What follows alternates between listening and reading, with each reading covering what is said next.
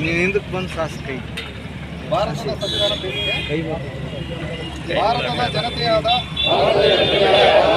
ನಾವು ಭಾರತವನ್ನು ಸಾರ್ವಭೌಮ ಸಮಾಜವಾದಿ ಧರ್ಮನಿರಪೇಕ್ಷ ನಿಜಸತ್ತಾತ್ಮಕ ಗಣರಾಜ್ಯವನ್ನಾಗಿ ರೂಪಿಸುವುದಕ್ಕಾಗಿ ಭಾರತದ ಎಲ್ಲ ಪ್ರಜೆಗಳಿಗೆ ಸಾಮಾಜಿಕ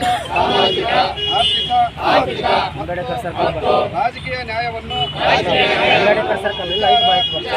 ಅಭಿವ್ಯಕ್ತಿ ನಂಬಿಕೆ ಧರ್ಮ ಮತ್ತು ಉಪಾಸನೆಯ ಸ್ವಾತಂತ್ರ್ಯವನ್ನು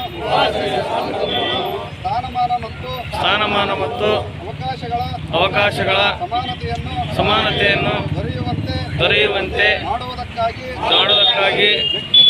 ವ್ಯಕ್ತಿ ಗೌರವ ದೇಶದ ಏಕತೆ ಮತ್ತು ಸಮಗ್ರತೆಗಾಗಿ ಎಲ್ಲರಲ್ಲಿ ಭ್ರಾತೃತ್ವ ಭಾವನೆಯನ್ನು ಮೂಡಿಸುವುದಕ್ಕೆ ದೃಢ ಸಂಕಲ್ಪ ಮಾಡಿ ನಮ್ಮ ಸಂವಿಧಾನ ಸಭೆಯಲ್ಲಿ 1949ನೇ ಇಸ್ವಿಯ ನವೆಂಬರ್ ತಿಂಗಳ 26ನೇ ದಿನದಂದು ಈ ಸಂವಿಧಾನವನ್ನು ನಮಗೆ ನಾವೇ ಅರ್ಪಿಸಿಕೊಂಡು ಅಂಗೀಕರಿಸಿ ಶಾಸನವಾಗಿ ವಿಧಿಸಿಕೊಂಡಿದ್ದೇವೆ.